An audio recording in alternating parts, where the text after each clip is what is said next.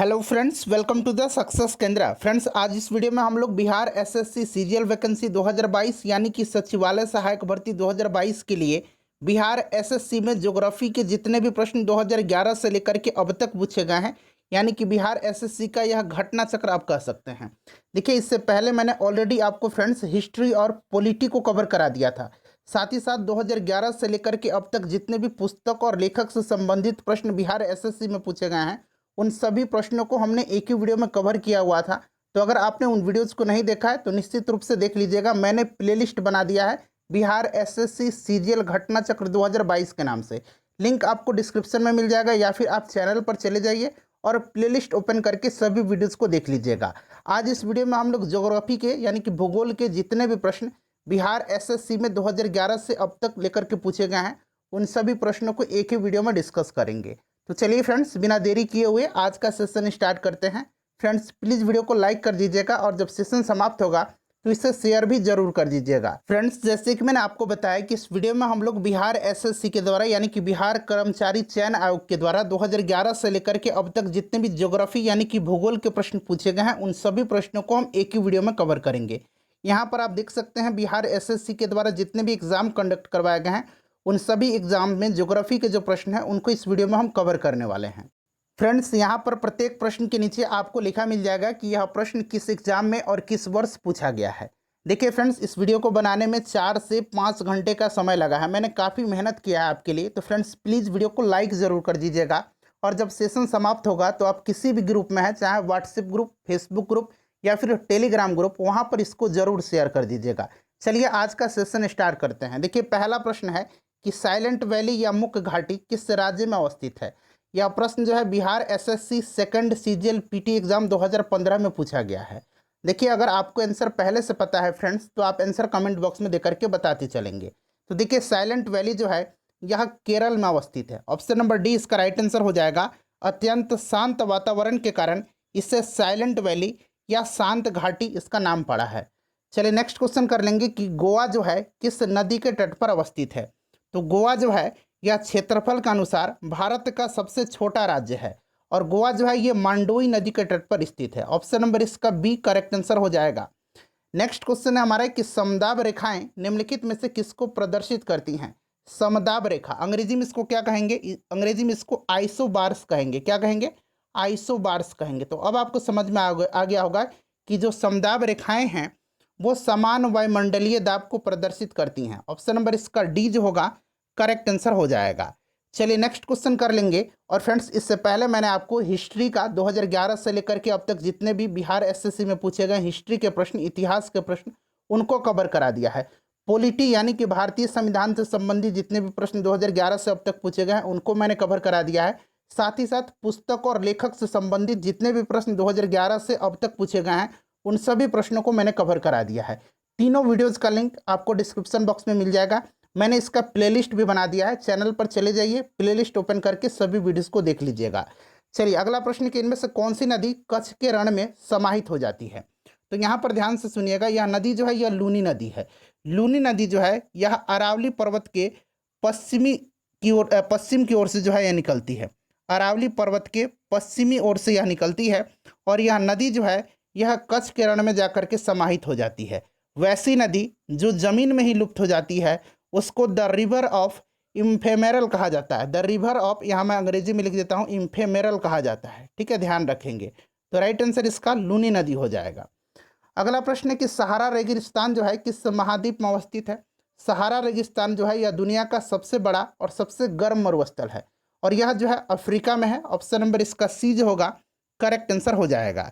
चलिए आगे बढ़ेंगे, नेक्स्ट क्वेश्चन कर लेंगे। और यह जो सहारा मरुस्थल है, ध्यान दीजिए, यह अफ्रीका के उत्तरी भाग में अटलांटिक महासागर से लाल सागर तक 5600 किलोमीटर की लंबाई तक, सूडान के उत्तर तथा एटलस पर्वत के दक्षिण 1300 किलोमीटर की चौड़ाई में फैला हुआ है। अगला प्रश्न कि बिहू जो है किस राज्य का त्यौहार है। तो आपको पता है कि बिहू असम का एक त्यौहार है और यह साल में 3 बार मनाया जाता है। राइट आंसर इसका हो जाएगा Assam. Option number A correct answer हो जाएगा। उसके बाद देखिए पेरू की राजधानी पूछा गया है। देखिए पेरू जो है यह दक्षिण अमेरिकी महाद्वीप में स्थित एक देश है। इसकी राजधानी लीमा है। राइट आंसर इसका ऑप्शन नंबर सी हो जाएगा, लीमा। चलिए अगला प्रश्न है हमारा कि चेरनोबिल परमाणु संयंत्र जो अब बंद है कहाँ पर यह स्थित है? तो देखिए चेरनोबिल परमाणु संयंत्र में एक बहुत ही भयानक दुर्घटना हुई थी और यह दुर्घटना 26 अप्रैल 1986 को हुई थी। 26 अप्रैल 1986 को हुई थी। ठीक है, आपने पढ़ा भी होगा, याद रखेंगे। ठीक है, और यह जो अवस्थित है, यह कहाँ पर अवस्थित है? यह अवस्थित है यूक्रेन में। ऑप्शन नंबर इसका बी राइट आंसर हो जाएगा। कहाँ पर अवस्थित है? तो यह यूक्रेन में अवस्थित है। अच्छा, यूक्रेन अभी काफ़ी चर्चा में रहा है। यूक्रेन की राजधानी जो है कीव है। कहाँ है? कीव है। और ये जो चेरनोबिल दुर्घटना हुआ था, परमाणु संयंत्र दुर्घटना, इससे सर्वाधिक प्रभावित देश जो रहा था वो बेलारूस रहा था। अगला प्रश्न करेंगे कि जापान की मुद्रा क्या है? जापान की मुद्रा जो है वो क्या हो जाएगा? जापान की मुद्रा येन है। अच्छा, दिरहम किसकी मुद्रा है? तो दिरहम संयुक्त अरब अमीरात की मुद्रा है। युआन जो है, युआन या रेनमिनबी, यह चीन की करेंसी है। और आपको देखिए म्यांमार का करेंसी भी याद रखना है। म्यांमार का करेंसी क्या है? म्यांमार का करेंसी जो क्यात है, ये भी पूछा जाता है। ठीक है, चलिए आगे बढ़ेंगे। एन इसका राइट आंसर हो जाएगा। उसके बाद देखिएगा कौन सा देश sugar bowl of the world यानी कि विश्व में चीनी का कटोरा कहलाता है? तो यह देश है क्यूबा। ऑप्शन नंबर ए राइट आंसर हो जाएगा। इसकी राजधानी कहाँ है? इसकी राजधानी हवाना है। कहाँ है इसकी राजधानी? इसकी राजधानी जो है हवाना है, याद रखेंगे। चलिए अगला प्रश्न कि म्यांमार की नई राजधानी कौन सा है? देखिए म्यांमार की अभी मैंने आपको करेंसी बताया था। म्यांमार की करेंसी क्या है? मुद्रा क्या है? क्यात है। और इसकी नई राजधानी नेपिदो है। ऑप्शन नंबर इसका सी करेक्ट आंसर हो जाएगा।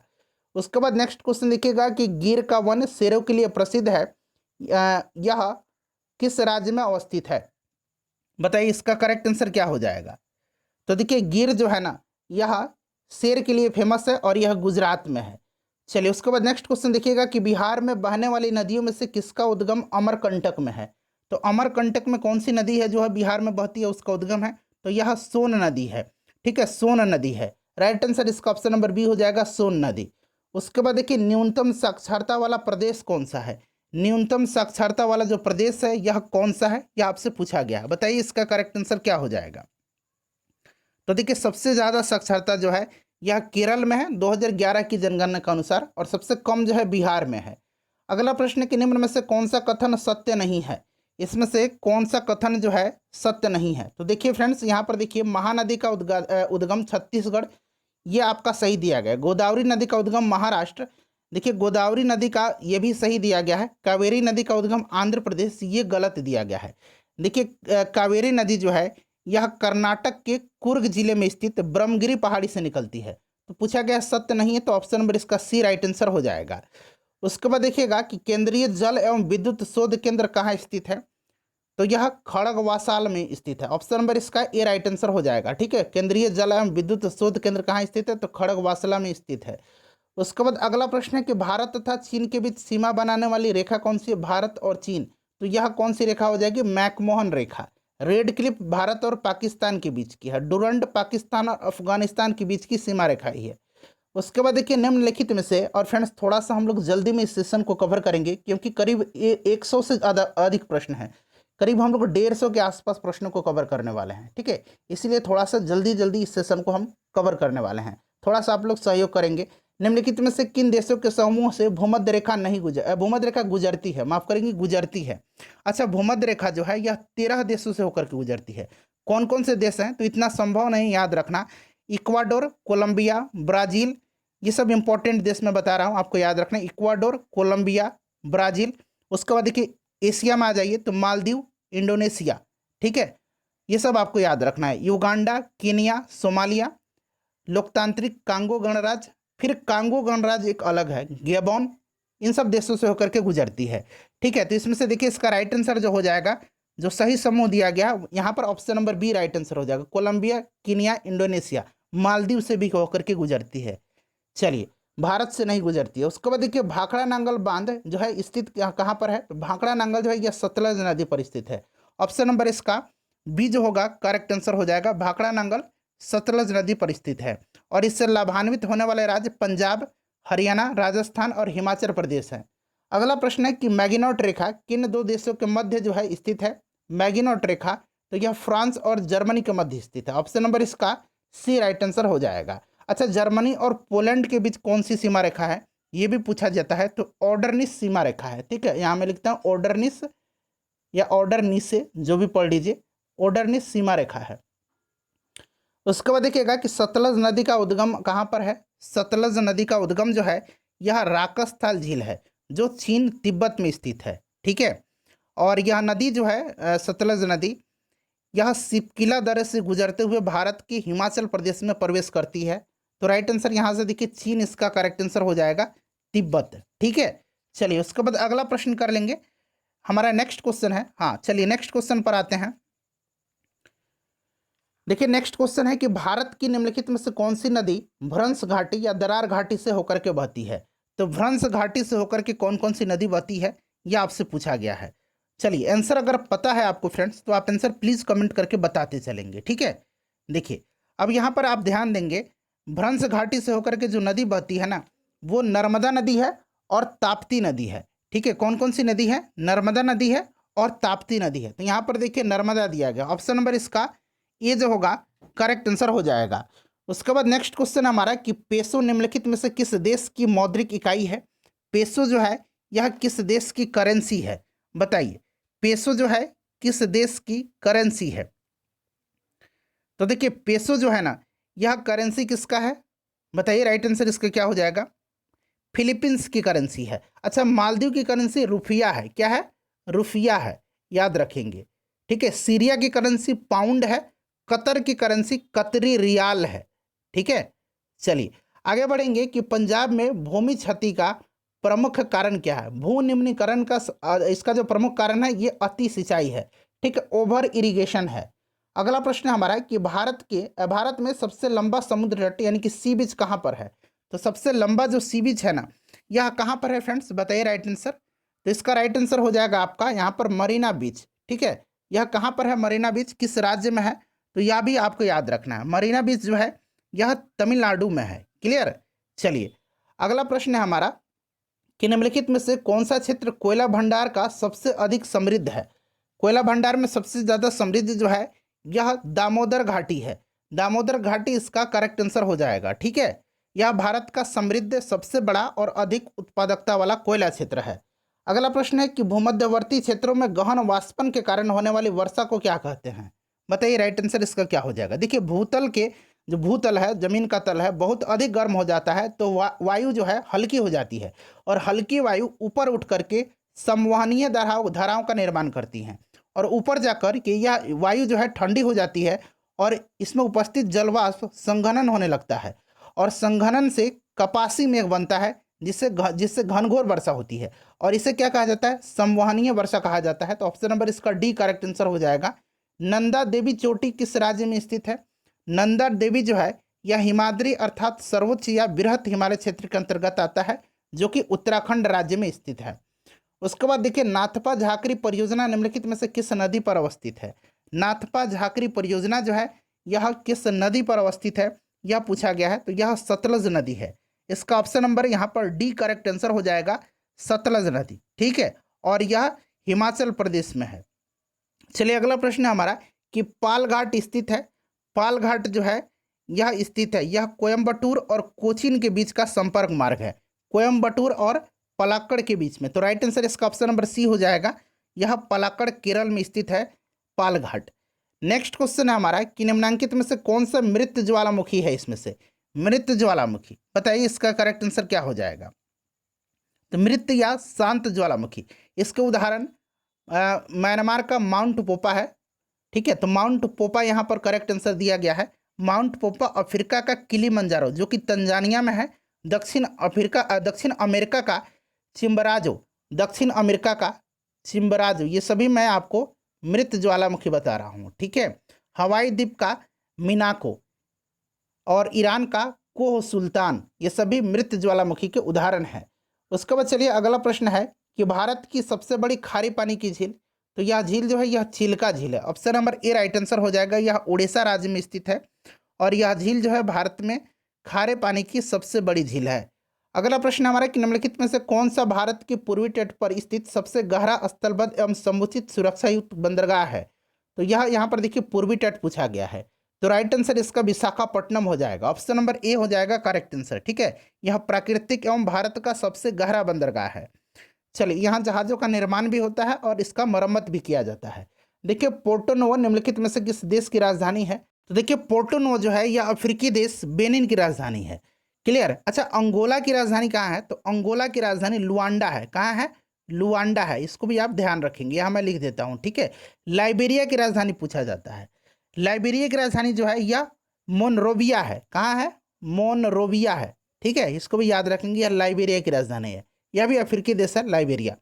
चलिए उसके बाद आगे बढ़ेंगे कि तुर्कमेनिस्तान की राजधानी कौन सी है?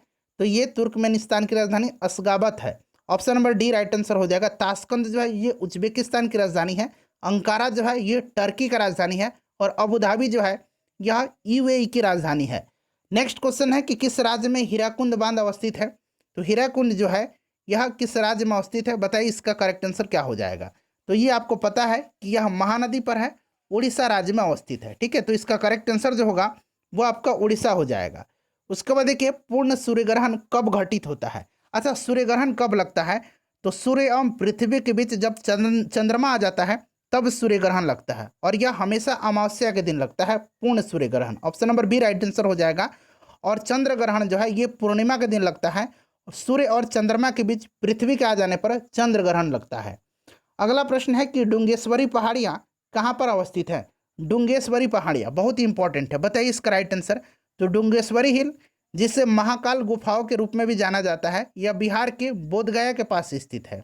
इस पहाड़ी पर एक गुफा है जो कई मंदिरों और प्राचीन स्तूपों से घिरा हुआ है। माना जाता है कि यही गुफा है जिसने 6 सालों तक भगवान बुद्ध की रक्षा की थी। राइट आंसर इसका बिहार हो जाएगा। भूटान की मुद्रा, तो भूटान की राजधानी थिम्पू है और मुद्रा नगुल्टरम है। Option number D right answer इसका हो जाएगा। गौल देश का नया नाम क्या है? गौल देश में कौन कौन से देश आते थे? तो देखिए गौल जो है ये आधुनिक फ्रांस, बेल्जियम, पश्चिम जर्मनी और उत्तरी इटली के कुछ हिस्सों का नाम है। तो यहाँ पर देखिए फ्रांस दिया गया है। राइट आंसर इसका ऑप्शन नंबर डी हो जाएगा। उसके बाद देखिएगा कि पृथ्वी से सूर्य की अधिकतम दूरी। अच्छा, पृथ्वी सूर्य से अधिकतम दूरी पर कब होता है? तो फ्रेंड्स यह होता है किस दिन? यह 4 जुलाई के दिन होता है, ठीक है। और इसको क्या कहा जाता है? अपसौर कहा जाता है। इसको अपसौर कहा जाता है। और इस दिन जो सूर्य और पृथ्वी के बीच की दूरी है वो कितनी होती है? तो अधिकतम दूरी होती है, और यह दूरी जो होती है 15.21 करोड़ किलोमीटर होती है। 15.21 करोड़ किलोमीटर। तो देखिए यहाँ option number B right answer इसका हो जाएगा। अच्छा, न्यूनतम दूरी पृथ्वी और सूर्य के बीच 3 जनवरी के दिन होती है।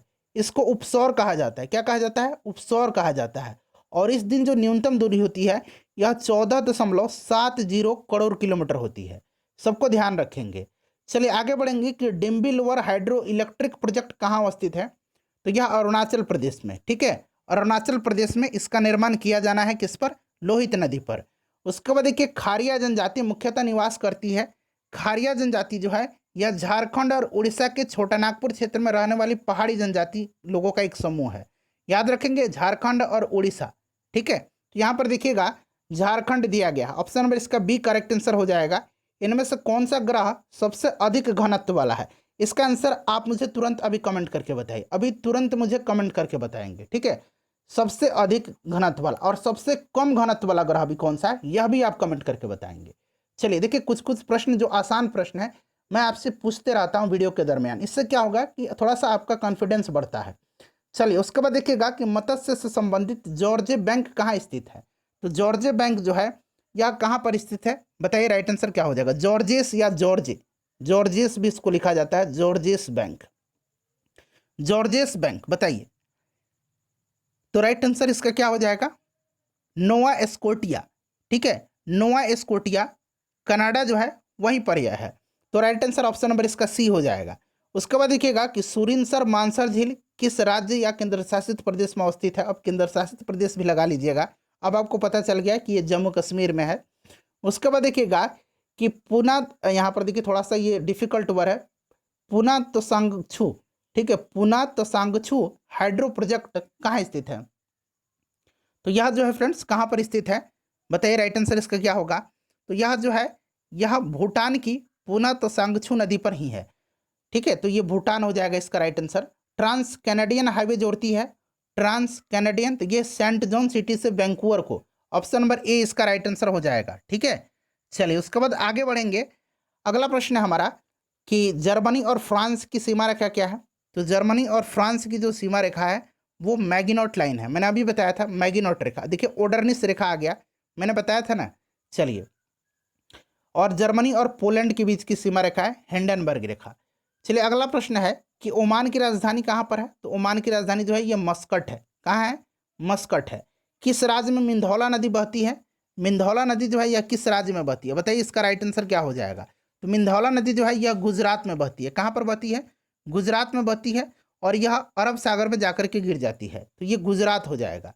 उसके बाद देखिए आग्नेय चट्टान का उदाहरण कौन कौन सा है? तो आग्नेय चट्टान का उदाहरण जो होता है ग्रेनाइट होता है, क्वार्टजाइट होता है। तो यहाँ पर देखिए क्वार्टजाइट दिया गया है।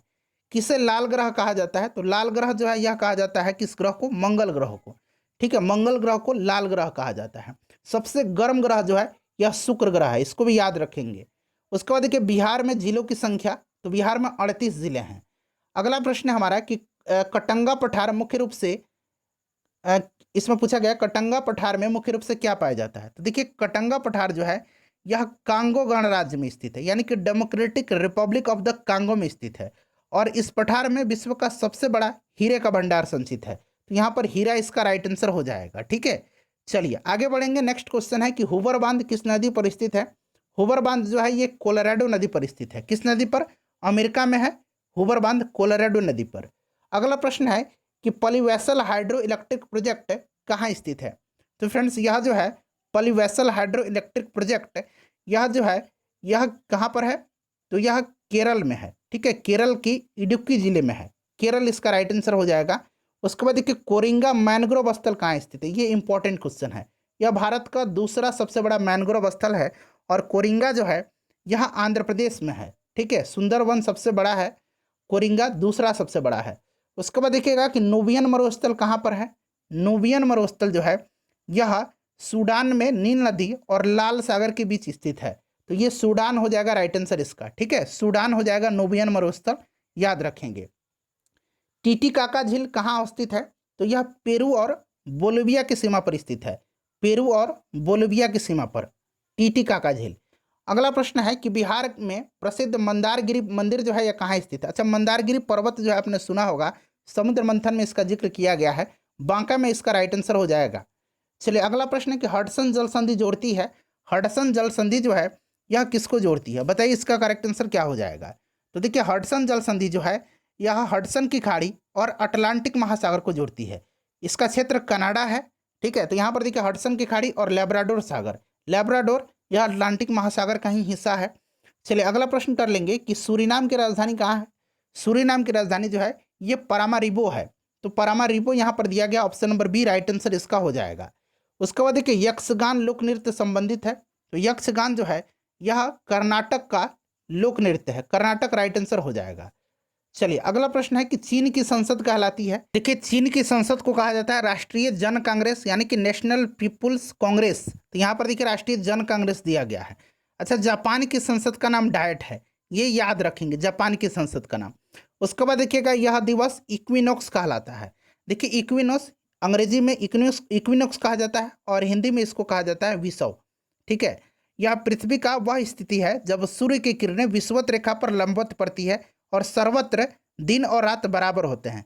22 सितंबर यहाँ मैं लिख देता हूँ, देखिए 22 सितंबर और 21 मार्च के दिन जो है संपूर्ण पृथ्वी पर दिन और रात बराबर होते हैं। और 22 सितंबर के दिन को शरद विषु कहा जाता है, और 21 मार्च के दिन को वसंत विषु कहा जाता है। राइट आंसर इसका क्या हो जाएगा? राइट आंसर यहाँ पर देखिएगा 22 सितंबर और 21 मार्च, तो यहाँ 21 मार्च दिया गया है। चलिए अगला प्रश्न है कि मैकमोहन रेखा भारत और इस देश के बीच सीमा रेखा है। तो मैकमोहन भारत और चाइना के बीच की है। उसके बाद देखिए सतपुड़ा पर्वत श्रृंखला ताप्ती और किस नदी के बीच स्थित है? तो यह ताप्ती और नर्मदा नदी के बीच में स्थित है। उसके बाद देखिएगा कि माउंट एवरेस्ट की ऊंचाई कितनी है लगभग? तो अब इसका नया ऊंचाई आपको याद रखना है। माउंट एवरेस्ट का कितना है? 8,848.86 मीटर। ठीक है, कहीं कहीं आपको 8,849 सीधे लिखा मिलेगा। तो यहाँ पर देखिएगा 8,848.86 ऑप्शन में कहीं पर दिख रहा है आपको क्या? बताइए इसमें से करेक्ट आंसर कौन सा हो जाएगा? देखिए और इसमें से जो करेक्ट आंसर इसमें से आपको दिया गया है, यहाँ पर देखिए सीधे 50 लिख दिया गया है।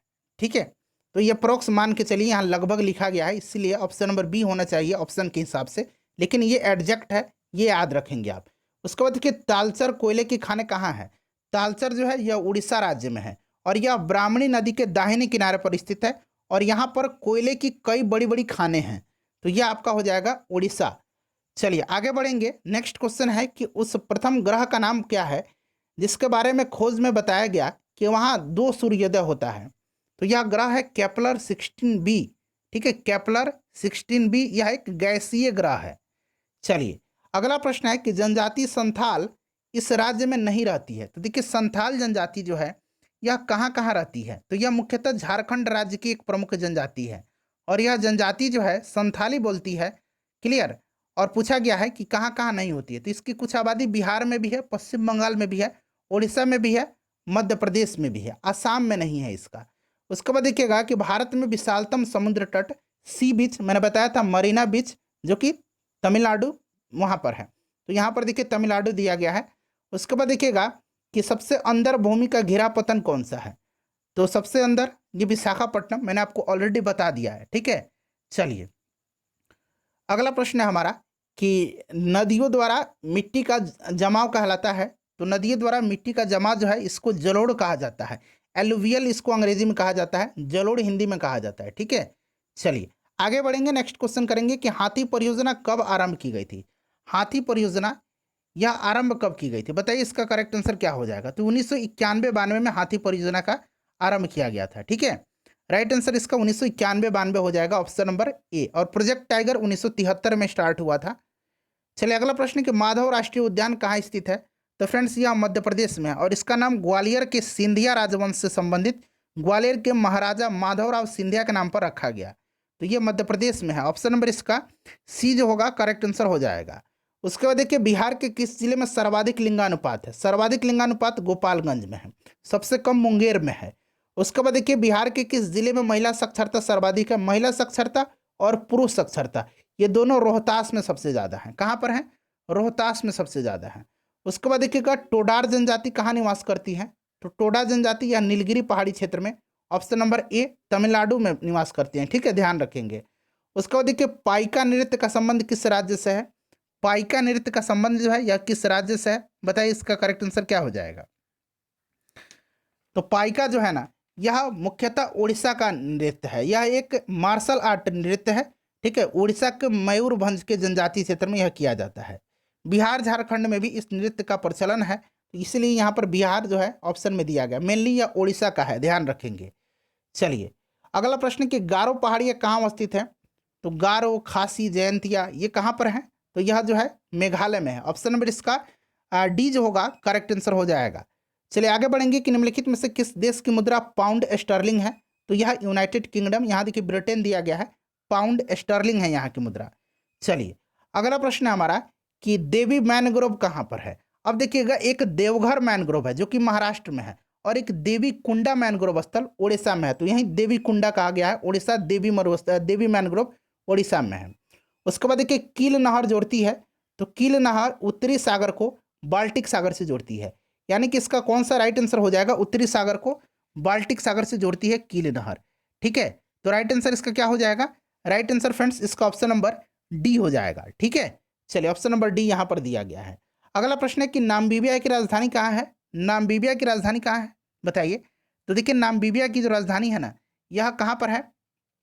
तो राइट आंसर इसका क्या हो जाएगा, बताइए करेक्ट आंसर इसका क्या हो जाएगा। नामीबिया की राजधानी कहाँ है। तो देखिए नामीबिया की जो राजधानी है ना फ्रेंड्स, अच्छा नामीबिया है कहाँ, सबसे पहले तो ये जानना जरूरी है आपको। तो देखिए नामीबिया जो है यह एक अफ्रीकी देश है। ठीक है, यह एक अफ्रीकी देश है और विंडहोक इसकी राजधानी है। विंडहोक, पिंड नहीं, विंडहोक। अंग्रेजी में इसको कैसे लिखेंगे विंडहोक को, यहाँ पर मैं लिख देता हूँ WINDHOEK, विंडहोक है। ठीक है, विंडहोक बना लीजिएगा इसको। चलो उसके बाद देखिएगा कि धमाल लोक नृत्य किससे संबंधित है। धमाल जो है यह जम्मू कश्मीर में रऊफ जनजाति के द्वारा किया जाता है, रऊफ जनजाति के द्वारा। ठीक है, तो ये जम्मू कश्मीर हो जाएगा। उसके बाद देखिए इंद्रावती टाइगर रिजर्व, ये बहुत इंपॉर्टेंट, कई बार पूछा जाता है इंद्रावती। तो यह जो है छत्तीसगढ़ में है। उसके बाद देखिए चंद्रमा के पृथ्वी की औसत दूरी क्या है। तो औसत दूरी जो है ना इसमें ऑप्शन नंबर बी हो जाएगा। ठीक है, औसत दूरी ऑप्शन नंबर यहाँ पर बी हो जाएगा इसका करेक्ट आंसर, ऑप्शन के हिसाब से इसी के आसपास है। ठीक है, थोड़ा सा कहीं 385 लिखा रहेगा, कहीं ये 400 लिखा रहेगा, तो ये लगभग मान के चलेंगे इतना जो है अप्रोक्स है। चलो उसके बाद देखिए कौन सी धारा गर्म प्रकृति की है, तो इसमें से देखिए ये सभी जो हैं यह अटलांटिक महासागर की जलधाराएं हैं। किस महासागर की हैं? अटलांटिक महासागर की सभी के सभी जलधाराएं हैं। और इसमें से गर्म जलधारा पूछा जा रहा है तो रेनल जलधारा हो जाएगा। बेंगुएला, कैनरी और फैकलैंड यह अटलांटिक की ठंडी जलधाराएं हैं। कौन सा द्वीप मूल रूप से प्रवाल द्वीप है? देखिए इसमें से प्रवाल द्वीप जो है यह आपका बोरा बोरा द्वीप हो जाएगा। बोरा बोरा द्वीप एक मूंगा द्वीप है यानी कि प्रवाल द्वीप है जो दक्षिण प्रशांत महासागर में स्थित है। शेष जो तीनों ज्वालामुखी द्वीप हैं, बाकी शेष जो हैं ये ज्वालामुखी द्वीप हैं। प्रवाल द्वीप बोरा बोरा हो जाएगा। उसके बाद देखिए गंभीरा जो है लोक नृत्य जो है यह संबंधित है, तो यह पश्चिम बंगाल इसका राइट आंसर हो जाएगा। यह पश्चिम बंगाल के मालदा जिला से संबंधित है। उसके बाद देखिए नेक्स्ट क्वेश्चन है कि किस राज्य में जेमू ग्लेशियर स्थित है? तो देखिए जेमू ग्लेशियर जो है यह सिक्किम में स्थित है। कहाँ पर है? जेमू हिमानी, यह सिक्किम में है। चलिए राइट आंसर इसका हो जाएगा सिक्किम। उसके बाद देखिएगा कि ब्लैक पर्वत का उदाहरण कौन सा है? ब्लैक पर्वत का उदाहरण इसमें से कौन सा है? तो देखिए इसमें से ब्लैक पर्वत का जो उदाहरण है यह आपका ब्लैक फॉरेस्ट जो कि जर्मनी का है, यह ब्लैक पर्वत का उदाहरण है। बाकी देखिए यहाँ पर रॉकीज है, आल्प्स है, ये सभी जो है फोल्डेड माउंटेन के उदाहरण है। ठीक है, मोड़दार पर्वत के। चलिए उसके बाद नेक्स्ट क्वेश्चन कर लेंगे कि जिस प्रकार अरावली अपशिष्ट पर्वत से संबंधित है उसी प्रकार से शिवालिक संबंधित है। तो शिवालिक जो है यह हिमालय पर्वत का सबसे निचला भाग है। हिमालय क्या है? एक फोल्डेड माउंटेन के एग्जाम्पल है मोड़दार पर्वत का, तो ये मोड़दार नवीनतम पर्वत हो जाएगा, वलित पर्वत इसका करेक्ट आंसर हो जाएगा। उसके बाद देखिए बिहार में जल मंदिर कहाँ स्थित है? इसका आंसर आप मुझे कमेंट करके अभी तुरंत बताइए, तुरंत अभी इसका आंसर मुझे कमेंट करके बताइए। ठीक है, देखिए बिहार के नालंदा जिले में राजगीर के समीप स्थित पावापुरी में जो है यह जल मंदिर है। तो यहाँ पर देखिए राजगीर भी दिया गया है और पावापुरी भी दिया गया है। तो सिंपली प्रश्न में जो है राजगीर ही पूछा जाता है या फिर आपको यहाँ पर पावापुरी भी ऑप्शन में दिया गया, तो मेरे हिसाब से तो पावापुरी आंसर होना चाहिए। एक बार आप इसका आंसर कंफर्म कर दीजिए। ठीक है, चलिए उसके बाद देखिएगा कि भारतीय वन्यजीव संस्थान कहाँ स्थित है? भारतीय वन्यजीव संस्थान यानी कि wild life institute of India, तो ये देहरादून में है। उसके बाद देखिएगा कि ग्रेट बेयर लेक कहाँ स्थित है? ग्रेट बेयर लेक जो है यह कहाँ पर स्थित है? बताइए इसका राइट आंसर क्या हो जाएगा? तो फ्रेंड्स यह उत्तरी अमेरिका में स्थित है। ठीक है, और उत्तरी अमेरिका में यह कहाँ पर? तो कनाडा में स्थित है। राइट आंसर इसका कनाडा हो जाएगा। उसके बाद देखिए स्थानीय पवन बुरान बहती है। स्थानीय पवन बुरान जो है यह कहाँ पर बहती है? तो बुरान साइबेरिया अथवा मध्य एशिया में मुख्यतः ईरान एवं कजाकिस्तान में चलने वाली शीतल प्रचंड पवन है। ठीक है, तो यहाँ पर देखिए ईरान दिया गया है। चलिए अगला प्रश्न है कि बिहार के किस नृत्य को गुजरात के गरबा के रूप में जाना जाता है? तो यह नृत्य झूमर है। ठीक है, राइट आंसर इसका क्या हो जाएगा? यहाँ झुमारी लिखा गया है, तो ये झूमर हो जाएगा इसका करेक्ट आंसर। चलिए उसके बाद देखिएगा कि मोरक्को की राजधानी है। मोरक्को की राजधानी कहाँ है? बताइए राइट आंसर इसका क्या होगा?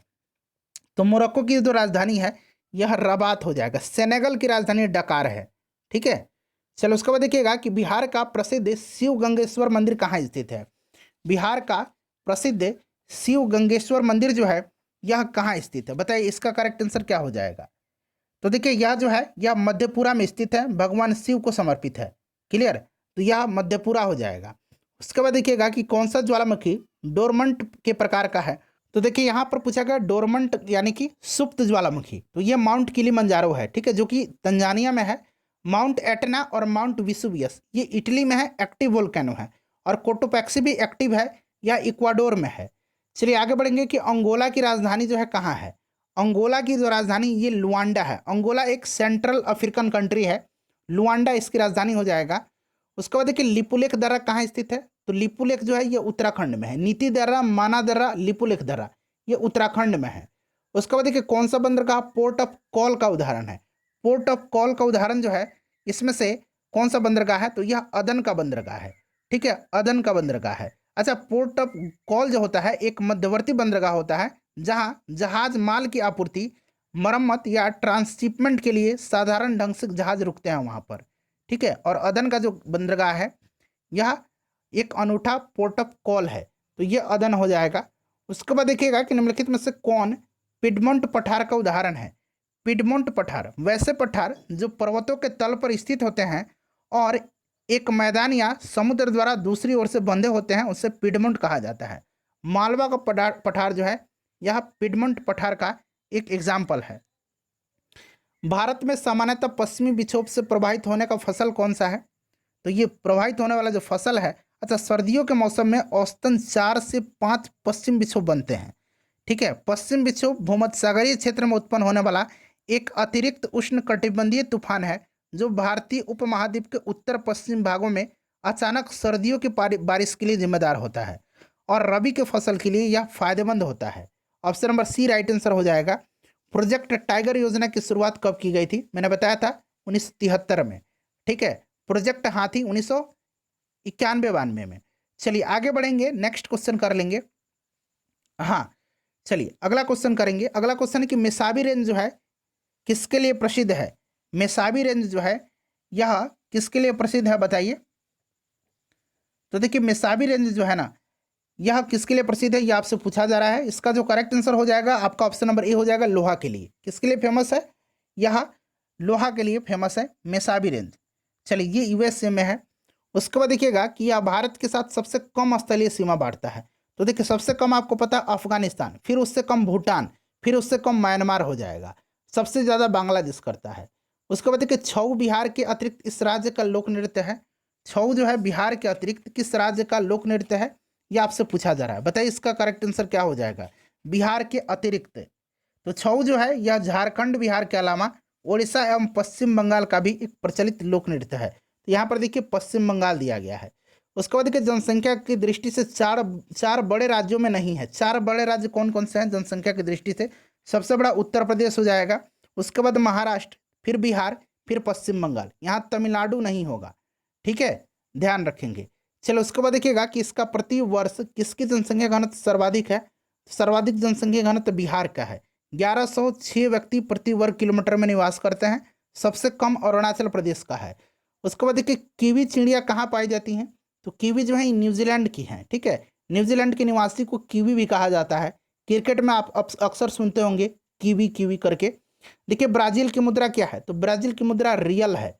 क्या है फ्रेंड्स? यहाँ पर देखिए यहाँ रियाल भी दिया गया है, यहाँ रियल भी दिया गया है, तो बिल्कुल कंफ्यूज नहीं होना है आपको। बताइए ब्राजील की मुद्रा कौन सी हो जाएगी? तो ये रियल हो जाएगी। ठीक है, चलिए। और रियाल जो है यह ईरान, कतर, इन सब की मुद्रा है। बर जो है इथोपिया की मुद्रा है। रूबल जो है यह रसिया की मुद्रा है। कर्क रेखा इस राज्य के मध्य से नहीं गुजरती है। तो कर्क रेखा 8 राज्यों से होकर गुजरती है। गुजरात, राजस्थान, मध्य प्रदेश, छत्तीसगढ़, झारखंड, पश्चिम बंगाल, त्रिपुरा और मिजोरम।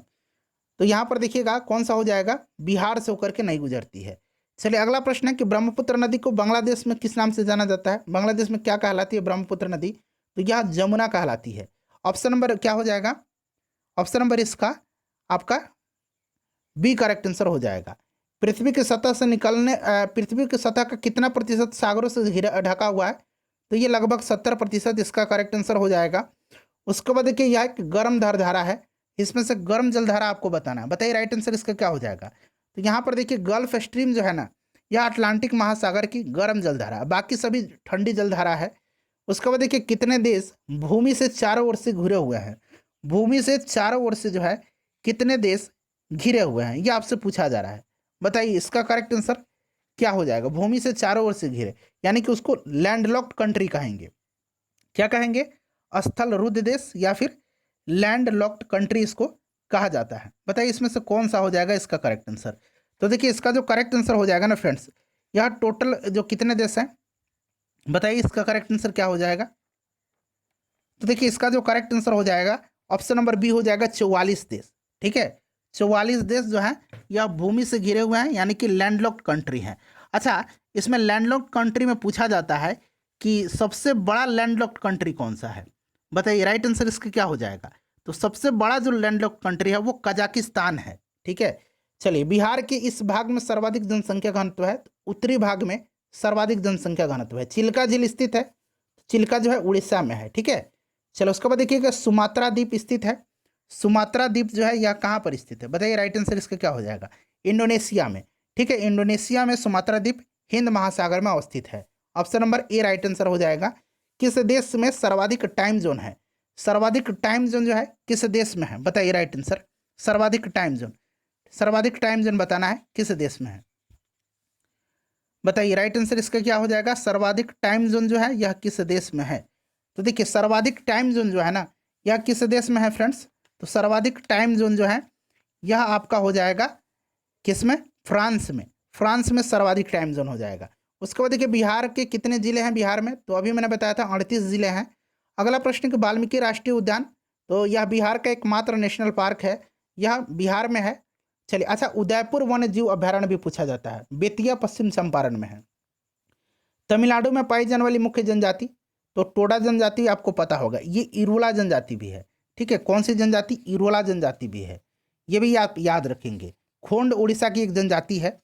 चलिए आगे बढ़ जाएंगे, अब नेक्स्ट क्वेश्चन कर लेंगे।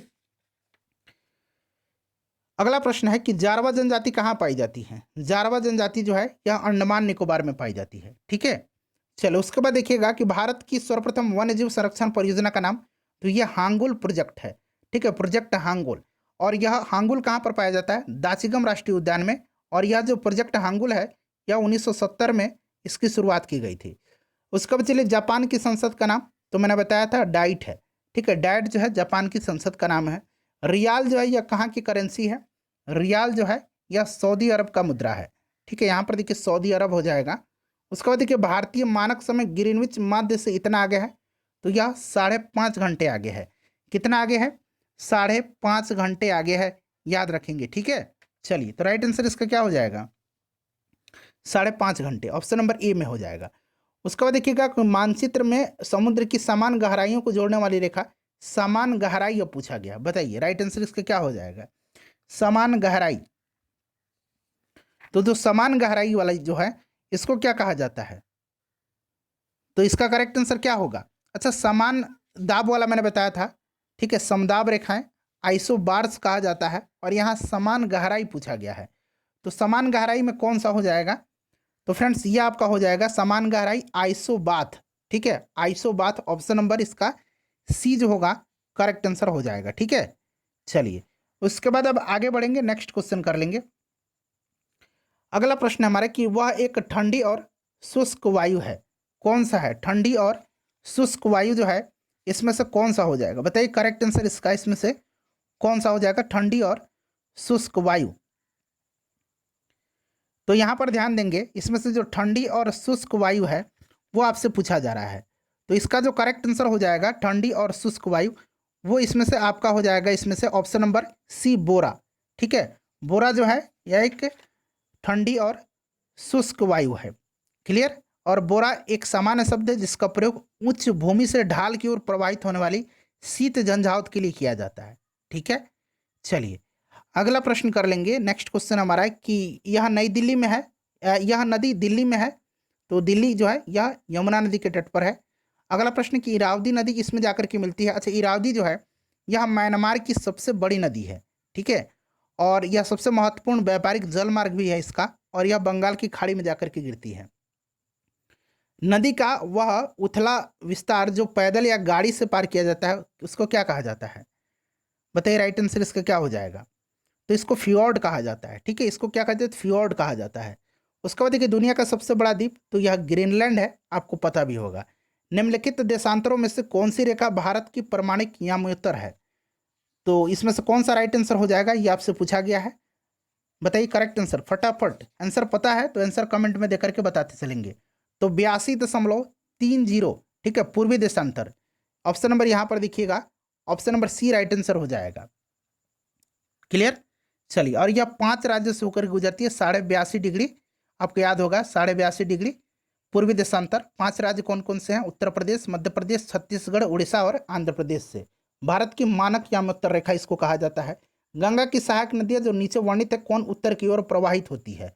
तो उत्तर की ओर जो यह नदी प्रवाहित होती है यह नदी सोन नदी है। ठीक है, सोन इसका राइट आंसर हो जाएगा। अमरकंटक की पहाड़ी से यह निकलती है। अगला प्रश्न है कि निम्नांकित में से सूर्योदय सबसे पहले कहाँ होगा? तो सूर्योदय का देश किसको कहा जाता है? जापान को कहा जाता है। तो सीधी सी बात है, सूर्योदय वहीं पर सबसे पहले होगा, तो जापान की राजधानी टोक्यो, ऑप्शन नंबर इसका डी राइट आंसर हो जाएगा। ठीक है, उगते सूर्य की भूमि कहा जाता है इसको। उसके बाद देखिए कि निम्नलिखित में से नदियों में से किसका उद्गम जो है भारत में नहीं है? बताइए, तो भारत में जो इसमें से नहीं है वो कौन सा है? तो राइट आंसर इसका बताना है आपको। सतलज नदी का उद्गम स्रोत तिब्बत, चीन, राकसताल झील के निकट है। ठीक है, तो ये सतलज नदी हो जाएगा इसका। उसके बाद चलिए अगला प्रश्न है कि जलीकट्टू सांडों की लड़ाई किस राज्य में इस संबंधित? अच्छा, कंबाला एक है, कंबाला। यह कर्नाटक का है, ठीक है। ये भैंसा दौड़ है। और ये जल्लीकट्टी जो है ये सांडों की लड़ाई है जो कि तमिलनाडु में है, ठीक है। चलिए आगे बढ़ेंगे, नेक्स्ट क्वेश्चन कर लेंगे कि निम्नलिखित में से कौन सी दो नदियां अमरकंटक से उद्गमित होती है। तो नर्मदा, सोन और जोहिला नदी, ठीक है। तो यहाँ पर देखिए नर्मदा और यहाँ पर सोन दिया गया है, ठीक है। तो ऑप्शन नंबर इसका बी जो होगा वो राइट आंसर हो जाएगा। चलिए आगे बढ़ेंगे, अगला प्रश्न करेंगे अब। अगला प्रश्न कि कौन सा स्थान ब्रह्मा के मंदिर तथा पशुओं के मेले के लिए प्रसिद्ध है। तो यह पुष्कर जो है राजस्थान में, यह पशु मेला है और इसको ऊंट मेला के नाम से भी जाना जाता है, ठीक है। चलिए अगला प्रश्न है कि भारत का पहला ऑर्गेनिक राज्य। तो ये सिक्किम है, आपको पता है कि यह पहला ऑर्गेनिक राज्य है। और लक्षद्वीप पहला ऑर्गेनिक केंद्र शासित प्रदेश है। बांदीपुर नेशनल पार्क कहाँ पर है। बांदीपुर कर्नाटक में है। बक्सा पश्चिम बंगाल में है। माउंट आबू राजस्थान में है। और पेंच मध्य प्रदेश में है। तो इसको अब आप लोग मिला लीजिएगा, ठीक है। चलिए कौन सा युग्म जो है सही नहीं है। तो यहाँ पर देखिएगा दक्षिण अफ्रीका की राजधानी जोहानिसबर्ग नहीं है, ठीक है। दक्षिण अफ्रीका की जो राजधानी है यह जोहानिसबर्ग नहीं है। दक्षिण अफ्रीका की 3 राजधानियां हैं, ठीक है। दक्षिण अफ्रीका की 3 राजधानियां हैं। अब यहाँ पर आप ध्यान से सुनेंगे, ठीक है। इन 3 राजधानियों में से सबसे पहले तो केप टाउन इसकी विधायी राजधानी है। कार्यपालिका राजधानी प्रिटोरिया है। और न्यायिक राजधानी ब्लैमफॉन्टेन है, ठीक है। ब्लैमफॉन्टेन है, यहाँ मैं लिखता हूँ ब्लैमफॉन्टेन, यह इसकी न्यायिक राजधानी है, ठीक है। तो ये वाला सुमेलित नहीं, बाकी सूडान खार्तूम, केन्या नैरोबी, मिस्र काहिरक सही है। उसके बाद देखिए हीराकुंड बांध जो है किस नदी पर अवस्थित है। तो मैंने बताया था कई बार इसको, महानदी पर, उड़ीसा में। दिनार किस देश की मुद्रा है।